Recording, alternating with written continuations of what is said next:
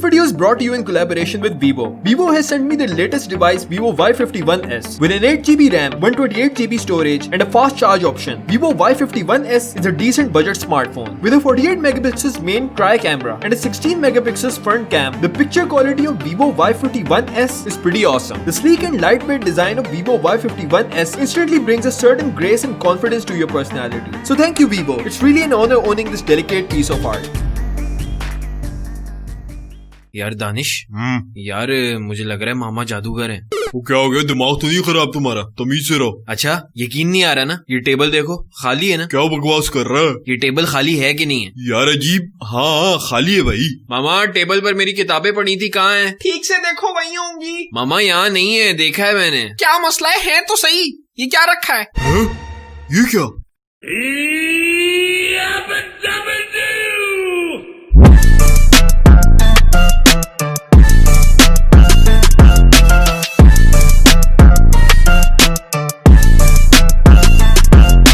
अस्सलाम वालेकुम दोस्तों, आज की वीडियो टाइटल से आया उस अजीम हस्ती के नाम कि जिसके बगैर हमारा गुजारा मुश्किल है और जिसके मुताबिक मेरा तुम लोग के साथ गुजारा बहुत मुश्किल है। थक गई हूँ उस घर में काम कर करके। तुम लोग को तो गोया जैसे एक नौकरानी मिल गई है, 24 घंटे काम करने वाली। वो कमबख्त अभी पोछा लगाया है, एक जगह टिक कर बैठ नहीं सकता। अम्मा तो कहाँ जाऊँ मैं? मुझे नहीं पता, बस फर्श खराब ना करो। अच्छा चले बिस्तर पे बैठ जाता हूँ। बिस्तर पे ना बैठ, अभी चादर ठीक की है। अम्मी कहाँ जाऊँ फिर?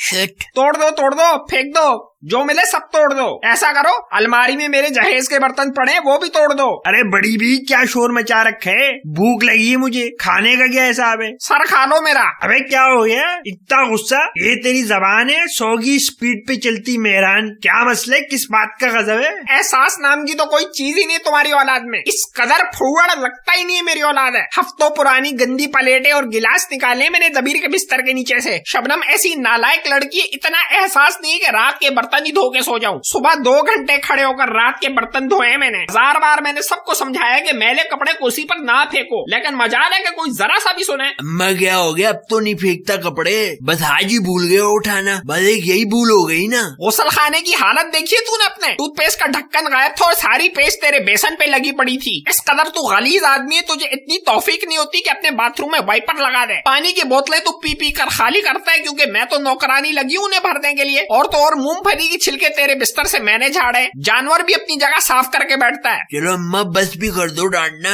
तेरा एक मोजा दरवाजे की पुश से मिला है और दूसरा मोजा बिस्तर के नीचे से। इंसानियत नाम की कोई चीज है? अम्मा ऐसा डांटे, रोड पे आवाज आ रही है, मेले वाले सुन लेंगे। हाँ अच्छा है, सबको पता लगे तेरी असलियत का। अरे चल अब बस भी कर दे। ये सब सिर्फ तुम्हारी शय पे ऐसे दिलबर। अबे मैंने क्या कर दिया? तुम जरा थोड़ी सख्ती करते ना इन पे, तो आज औलाद इतनी हड़ाराम ना होती। इस घर में मेरा किसी को कोई ख्याल नहीं है। आज मैं चली जाऊंगी ना तो फिर समझ आएगी सबको।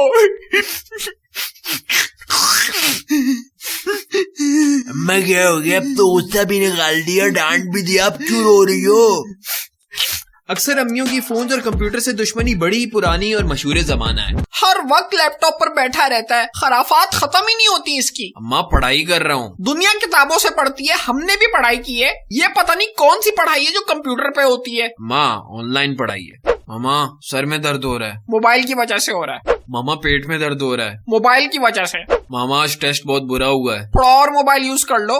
मामा मेरी जैकेट नहीं मिल रही। मोबाइल की वजह से। ये ले रखे मेरा मोबाइल, मैंने रखना ही नहीं है ये। बचपन में जब भी खेलते हुए चोट लगती थी तो जख्म से ज्यादा तकलीफ अम्मा की डांट की होती थी कि चोट क्यों लगी। मतलब अम्मा चोट की कोई वजह तो नहीं होती ना। अच्छा, और हमारी अम्माएं चाहे कितनी ही चिल क्यों ना हो, लेकिन फिर भी उनमें से अक्सर का एक स्पेशल डेडली स्टेयर जरूर होता है। यानी एक ऐसी धमकाने वाली गोली जिसे वो किसी ऐसी सिचुएशन में यूज करती है जहाँ बाआवाज़े बुलंद डांटना मुनासिब ना हो, जैसे मेहमानों के दरमियान। वैसे सही मजे का सिटकॉम सीन तो माँ बेटी का होता है। अलमारी देखी तुमने अपनी? क्या हाल मचा रखा है? इतना बुरा हाल तो लड़कों का नहीं होता। अरे मामा टाइम नहीं था, वीकेंड पे सेट करूंगी। तुमने फिर मेरा कैचर लगाया हुआ है। मैं ढूंढ ढूंढ कर थक गई और मेरे नए सूट का दुपट्टा भी गायब है। ला कर दो मुझे फौरन, मुझे बाहर जाना है। कहाँ जा रही हैं? बाजार जा रही है सौदा लेने, तुम्हारे कोई काम नहीं है। मैं भी चलूं प्लीज मामा? कोई जरूरत नहीं, तुम्हारे खर्चे के अलावा और कोई काम नहीं है। मैंने बस जरूरत की चीजें लेनी है थोड़ी सी। मामा नहीं करवाऊंगी खर्चा, प्रॉमिस। तुम हर बार यही कहती हो और वहाँ जाकर खामोशी से सौदे में सारी अनइम्पोर्टेंट चीजें डलवा देती हो। मामा अब नहीं करूंगी, प्रॉमिस। अच्छा चलो फिर जल्दी तैयार हो जाओ, ज्यादा देर ना करना, और मेरे सूट का दुपट्टा लाओ जल्दी जाकर।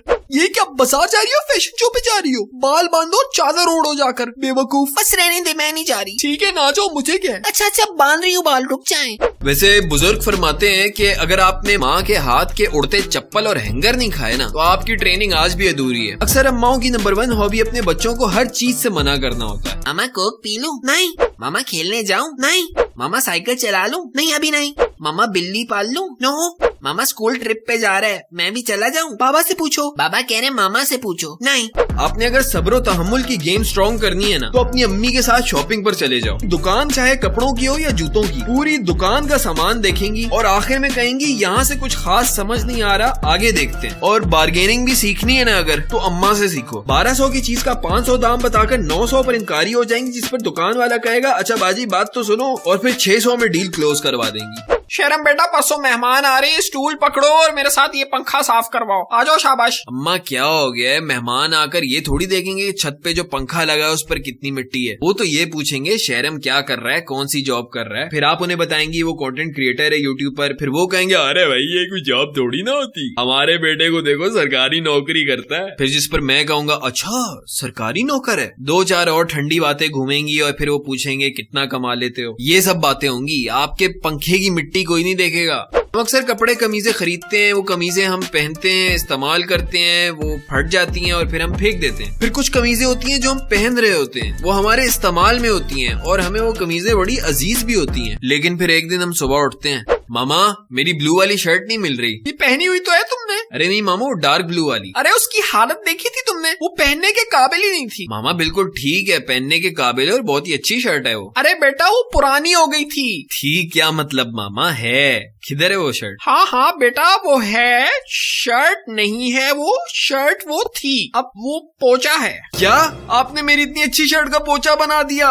इस बात में कोई शुबा नहीं कि हमारी अम्माएं जुगाड़ में बहुत तेज होती हैं। बिस्किट के डब्बे में सुई धागा, आइसक्रीम के डब्बे में मटर, या किचन के दरवाजे के पीछे टंगे शॉपर में 50 और छोटे शॉपर्स। अम्माएं ऑलमोस्ट हम सभी की एक जैसी हैं। माएं दिल की इतनी सादी होती हैं कि दुनिया के हर शख्स की असलियत पहचान जाएंगी, लेकिन शरारती टॉक्सिक रिश्तेदारों को कभी नहीं पहचान सकेंगी। माँ से जुड़े कुछ ऐसे एहसासात हैं जिन्हें आप अल्फाज तो नहीं दे सकते, लेकिन महसूस जरूर कर सकते हो। जैसे कि वो लम्हा जब आप अपने काम में मसरूफ हो और आपकी अम्मी आपके बगैर मांगे आपके लिए कोई खाने या पीने की चीज आपको कमरे में ला कर दें। वो बीमारी में आपको तब तक सुकून ना मिलना जब तक आपकी अम्मी आपके बुखार से गर्म माथे पर ठंडी पट्टियां न लगाएं। अपनी अम्मी की गोद में कभी अपना सर रखो, इतना सुकून मिलता है ना कि जिसकी कोई मिसाल ही नहीं है। और अम्मा जब सर में हाथ फेरती हैं तो उफ, अजब सरूर होता है। अम्मी के नमाज के दुपट्टे की भी अपनी एक मुनफरिद खुशबू होती है। बेशक माँ खुदा की बहुत बड़ी नेमत है। माँ की अहमियत उससे पूछो कि जो अपनी माँ से दूर है। हम बचपन से जवानी तक हर छोटी बड़ी चीज के लिए माँ को पुकारते पुकारते इसकी अहमियत और इसके एहसान के एहसास को भूल जाते हैं। इस दुनिया के पीछे हम अक्सर उस माँ को नजरअंदाज कर जाते हैं जिसने हमारे लिए दुनिया का हर शौक छोड़ दिया। तो बजाय इसके कि मदर्स डे का इंतजार करो और फिर उस दिन फेसबुक पर अपनी अम्मा के लिए हैप्पी मदर्स डे का लंबा सा शुर अंग्रेजी वाला स्टेटस डालो, जबकि अम्मा का फेसबुक पर अकाउंट ही ना हो। बेहतर ये है कि आज से ही सोचो, हर उस छोटी चीज का ख्याल करो जो आपकी अम्मा के लिए बड़ी खुशी का बायस हो। उनके साथ वक्त गुजारो, उनकी इतनी खिदमत करो कि कल को उनके बाद आपका दिल मुतमईन हो। जाते जाते I dedicate this video to all the single mothers जिनकी हिम्मत और अजमत का इस दुनिया में कोई मुकाबला नहीं है। Don't forget to support me on Patreon with as low as $1। आज के लिए शहरम को इजाजत दें। अल्लाह हाफिज।